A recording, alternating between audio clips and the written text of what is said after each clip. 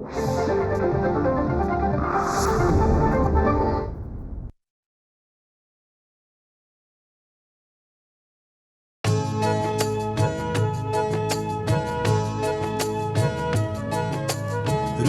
स्पंदन ठेवून नाती नूतन नित्य गुंफते ती.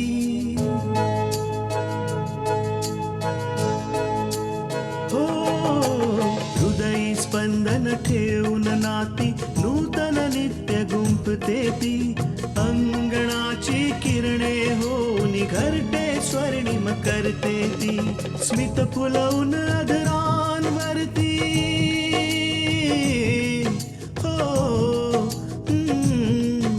स्मित फुलवून अधरांवरती वेदनेत सुख देते ती. लेक वहिनी आई होऊन जीवन आभा होते ती. सुकन्या सुकन्या सुकन्या आमच्या कन्या. तू स्वतःला जितकं व्यस्त ठेवशील ना तितकीच तू भूतकाळातून लवकर बाहेर येशील. आई, पण तरीही मला कळत नाहीये की मी काय करू. दीनानाथजी, आम्ही तुमच्या वयाचा आणि व्यवहाराचा विचार करूनच एवढं मोठं पाऊल उचललं की मी माझ्या बहिणीचं लग्न तुमच्या मुलाबरोबर लावून दिलं. पण तुम्ही एकदाही विचार नाही केलात की तुम्हाला तुमच्या बाबतीत सगळं खरं खरं सांगितलं पाहिजे. तुला तर माहिती आहे या शहरात आमचे किती दुश्मन आहेत. होऊ शकतं कोणीतरी आमच्या विरुद्ध तुला भडकवलंय. बस दीनानाथजी बस. आणखी किती खोटं बोलणार आहात तुम्ही. आम्हाला तुमच्या विरोधकांनी नाही सांगितलंय. आम्हाला तुमच्या ह्या शेजाऱ्यांनी, तुमच्या मित्रांनी आणि तुमच्या ओळखीतल्या काही व्यक्तींनीच सांगितलंय. आणि माहितीये आम्हाला या सगळ्या गोष्टी कुठून कळल्यात? राजनगरमधून.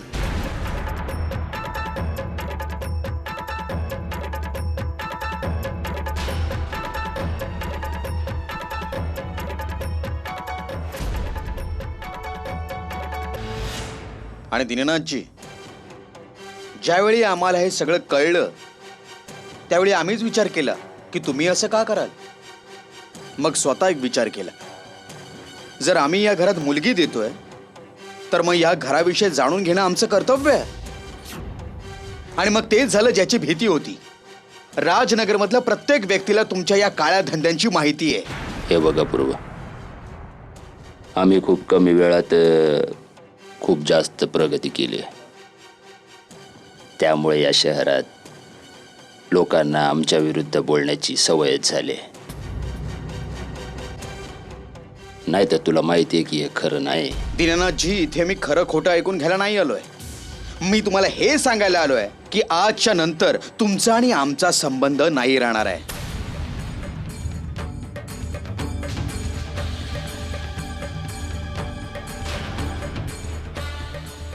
मी माझ्या बहिणीला या घरात कधीच नाही पाठवणार ज्यांच्या घराची प्रत्येक वीट ही काळ्या पैशांनी बांधली आहे.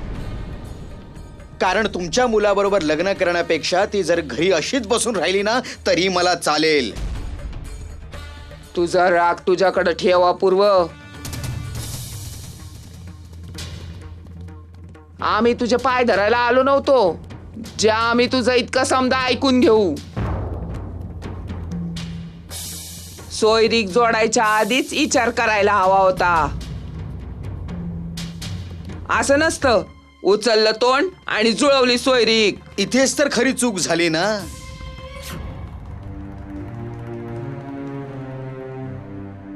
आणि आता मी ती चूक सुधारायला आलोय.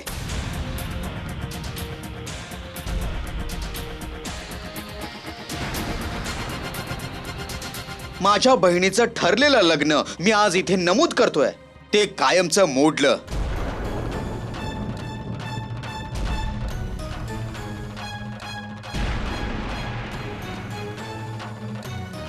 राहिला या अंगठीचा प्रश्न, जी घालून तुम्ही आम्हाला विकत घेण्याचा प्रयत्न करत होतात.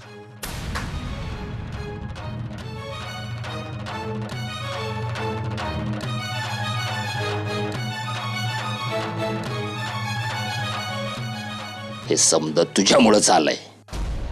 दळबद्री कुठची जी बाई दिवसभर अश्रू गाळ, तिच्या घरात चांगलं कसं काय होईल? बघितलास आपल्या अश्रूंचा परिणाम? बरोबर बोलतोयस दिनू. ही तर पहिल्या दिवसापासूनच खुश नव्हती. वाटतंय देवानं हिचं सांगणं ऐकलंय. आता उभ्या उभ्या तोंड काय बघतीस? तोंड काळ करीत ना, जा.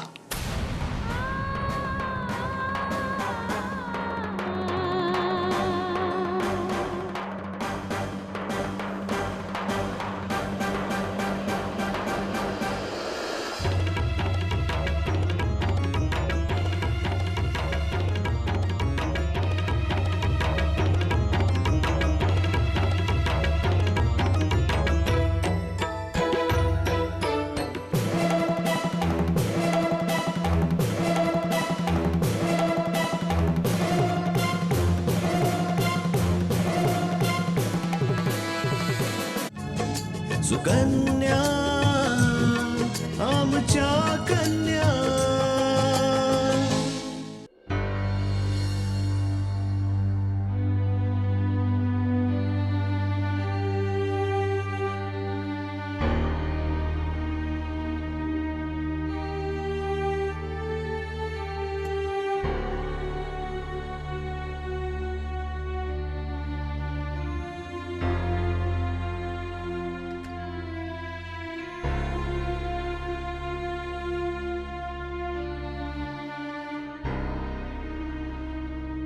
काय झालं अपूर्व?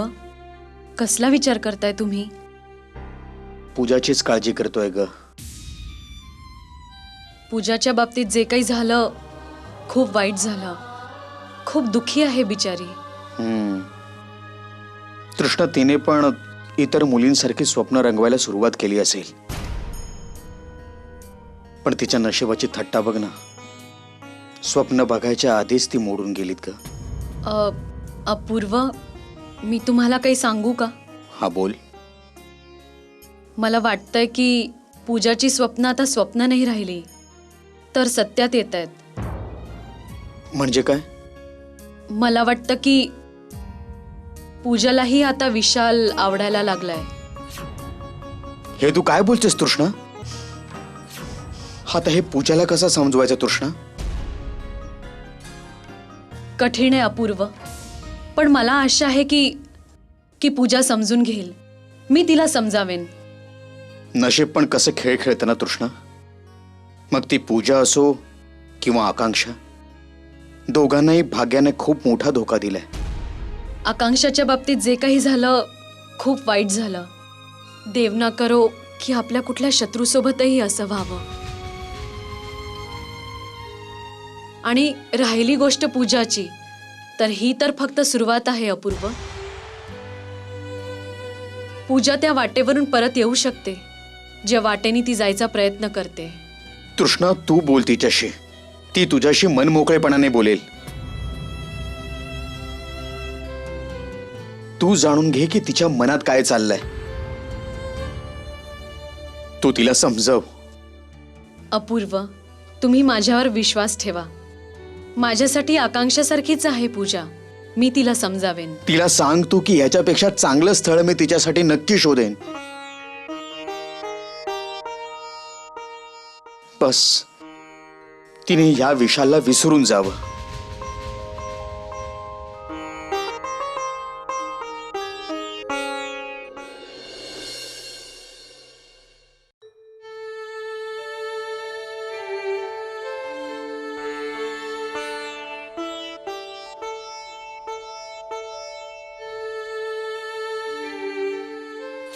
शकुंतला, काय?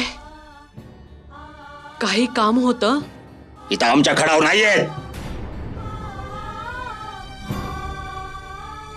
हो, पण आम्ही तर इथेच ठेवल्या होत्या.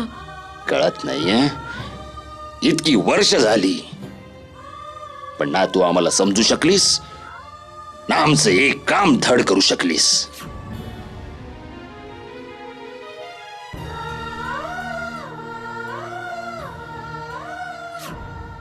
अपशकुनी कुठची.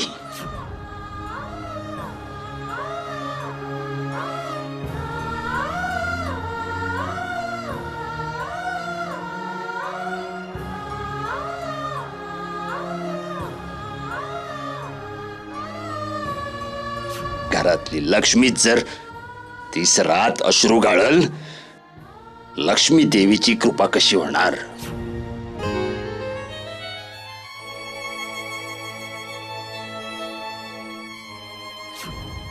मोठ्या लेकाच्या आनंदासाठी तू धाकट्या लेकराच्या आनंदावर पाणी ओततेस. हा अगं आहे तर दोन्ही लेकरं तुझीच ना. मग धाकट्याचं लगीन झालं तर काय झालं? आमची तर फक्त एवढीच इच्छा आहे की या घरात त्याचंही मत घेतलं जावं. बघितलं साई, विराजला आम्ही घरातून वेगळं नाही करत आहोत. आणि जिथं मत घेण्याची गोष्ट आहे, विराजचं लग्न नाही की त्याचं मत घेतलं जावं. लग्नाबद्दल सांगितलंय तेच खूप झालं.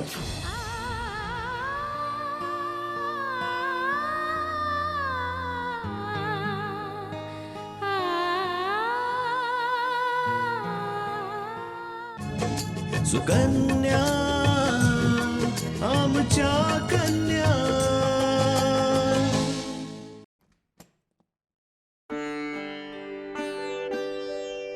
आई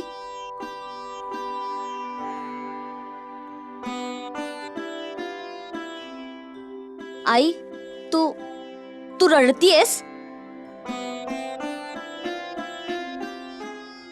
नाही रागिणी, मन भरून आलं आणि अश्रू वाहू लागले. आई हे जे काही झालं ते मला बरोबर माहित आहे. बाबांनी विशाल दादाचं लग्न मोडल्याबद्दल जबाबदार तुला ठरवलं, तुझ्यावर रागावले.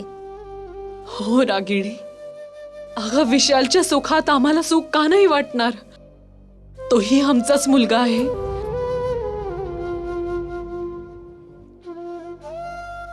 आम्ही कबूल करतो की आम्हाला विराजची खूप काळजी वाटते, कारण तो घरातला मोठा मुलगा आहे. त्याचं लग्न ठरायच्या आधी विशालचं लग्न ठरवलं, तरी आम्ही काही नाही बोललो. आपण राजनगरच्या छोट्याशा घरात राहायचो. लहान वयात तुझ्या बाबांनी त्यांच्या धंद्याचा सर्व भार विराजच्या खांद्यावर सोपवला.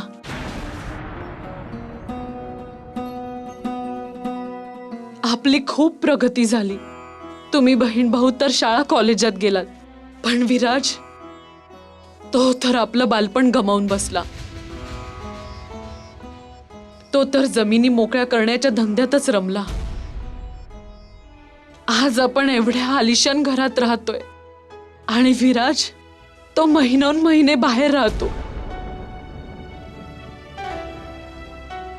कसा राहतो, काय खात असेल, काय होईल पुढे त्याचं, कोण करेल त्याच्याशी लग्न, हे सगळे विचार आम्हाला त्रास देतात. आता तूच सांग, माझं काही चुकलं का? असं नाहीये की आम्हाला विशालची काळजी नाहीये, पण तुझ्या बाबांनी विशालचं लग्न मोडल्याचा आरोप आमच्यावर लादला, आमच्यावर, एका आईवर. आई आई तुला तर बाबांचा स्वभाव चांगलाच माहित आहे. जेव्हा त्यांना राग येतो तेव्हा ते मागे पुढे काही बघत नाहीत. जे मनात येतं ते बोलून टाकतात. एवढ्या वर्षात तुझ्या वडिलांना आणि त्यांच्या रागाचं कारण आम्ही कधी समजूच नाही शकलो. खूप समजावून घेण्याचा प्रयत्न केला, पण आजपर्यंत नाही समजू शकलो. शेवटी आमची चूक काय? का ते आमच्यावर रागवलेले असतात? का? बहुतेक मला माहित आहे आई, आणि बहुतेक तुलाही माहित आहे, पण मानायला तयार नाहीयेस. काय? तुझं जास्त शिकलेलं असणं, सुंदर असणं, समक्ष असणं, कदाचित बाबांना हे सगळं सहन नाही होत. बाबांचीच काय तर ह्या समाजात प्रत्येक पुरुषाची हीच गत आहे. जर त्याची बायको त्याच्याहून जास्त हुशार असेल तर तो सहन नाही करू शकत, आणि स्वतःच्या ह्या दुर्बलतेचा आपल्या बायकोवर राग काढून बदला घेतो. रागिणी, आई आई बाबा काही वेगळे तर नाही आहेत ना? त्यांना हे सहन नाही होत की की ते कमी शिकलेले आहेत. पण रागिणी, या घरात फक्त आम्ही शिकलेलो नाहीये, तू पण आहे, विशाल पण आहे. आई आई आमची गोष्ट वेगळी आहे.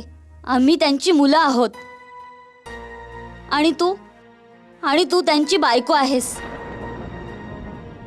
आपल्या समाजात बायकोचा दर्जा पतीच्या दर्जाच्या खालचा असतो, म्हणून बाबा तुझ्यावर वैतागतात. नाही नाही, हे कारण नाही असू शकत. कुठलं दुसरंच कारण असेल. हेच कारण आहे आई. ठीक आहे, जर हे कारण नसेल तर तू मला सांग, जेव्हा तुझं लग्न झालेलं तू ग्रॅज्युएट होतीस, तू NCC कॅडेट होतीस, तू एवढी शिकलेली होतीस की आम्हाला शिकवायला ट्युटरची गरज नव्हती. पण बाबांनी तरीही ट्युटर ठेवला का?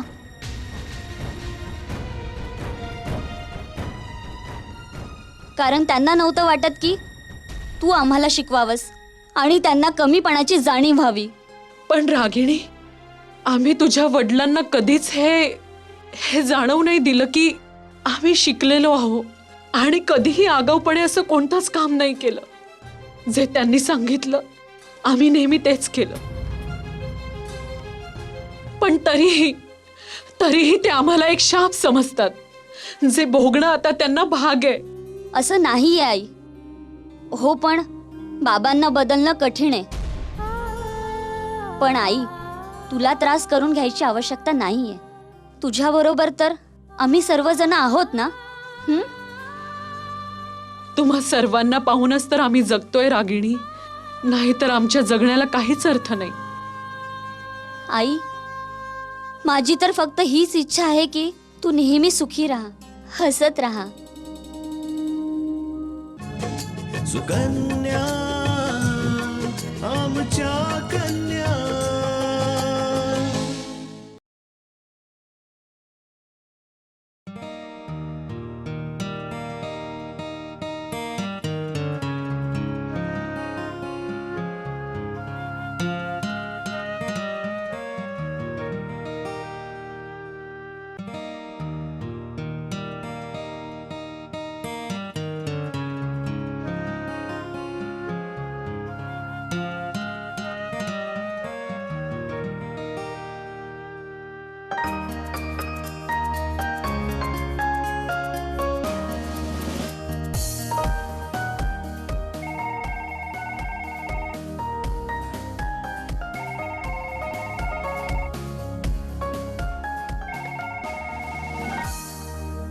हॅलो.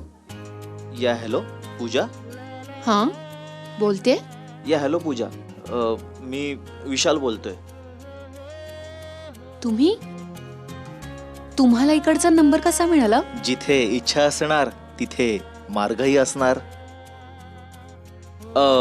मला तुझ्याशी बोलायचं होतं, त्यामुळे तुझा नंबर मी शोधून काढला. आणि तसं पण तुझ्या घराचा नंबर शोधणं इतकं कठीण नाही माझ्यासाठी. बोला ना, का फोन केला होता तुम्ही? तुला माहितीच असेल की तुझा भाऊ आमच्या इथे आला होता आणि खूप काही बोलल्यानंतर हे नातं तोडून गेले. खरं तर अपूर्व दादाच्या वतीने मी तुमची माफी मागते. ॲक्च्युली त्याला खूप जास्त राग येतो आणि रागात तो जरा जास्तच बोलून जातो. अरे पूजा, अरे त्यात तू माफी का मागतेस? तुझ्या भावाने जे ऐकलं तेच खरं मानलं आणि त्याचमुळे त्यांनी हे नातं मोडलं. थँक्यू सो मच दादाला समजून घेतल्याबद्दल आणि त्याच्या ओरड्याचं वाईट न वाटून घेतल्याबद्दल. मला फक्त हे जाणून घ्यायचं होतं की तुला पण हे नातं तोडायचंय काय? तुला नाही वाटत की आपलं लग्न व्हावं? पूजा, मी समजून गेलो, तुझं उत्तर हा आहे. पण मला तुझ्याशी एक बोलायचं आहे. पूजा, हे खरं आहे की माझ्या वडिलांचं कन्स्ट्रक्शनचं बिझनेस आहे, पण तुला तर माहितीच असेल की या बिझनेसमध्ये लोक एकमेकांच्या प्रगतीवर जळतात. आमच्याबरोबर पण असंच आहे. लोक आमच्याबद्दल नको ते बोलतात. खरं हे आहे की माझ्या वडिलांनी आणि विराज दादांनी हा बिझनेस मोठा केलाय. पूजा, मी तुला सगळं खरं सांगण्यासाठी हा फोन नाही केलाय. मी फक्त फोन ह्याच्यासाठी केलाय की आपल्या कुटुंबामध्ये जे मतभेद निर्माण झाले ते दूर होऊ मला सगळं कळतंय विशाल, पण मी काय करू? मी काहीच नाही करू शकत. अपूर्व दादाचं बोलणं तर मला काहीही करून ऐकावं लागेल. पूजा, तू मला पसंत करतेस की नाही? जेव्हा मी तुला पहिल्यांदा बघितलं तेव्हाच मी तुला पसंत केलं. जर तू पण मला पसंत करतेस तर मी माझ्या वडिलांशी बोलतो. असं होऊ शकतं की माझे वडील माझ्या आनंदासाठी तुझ्या भावाशी बोलतील.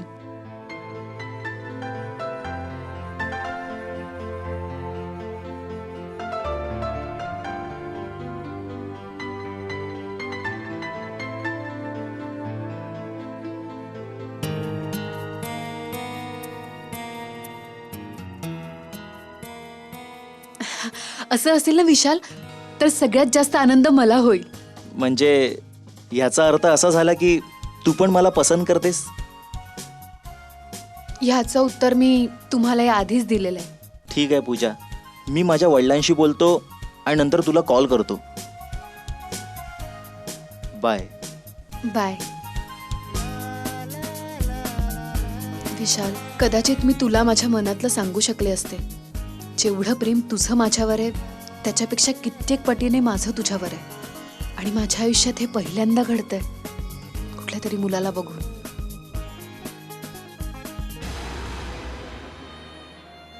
हो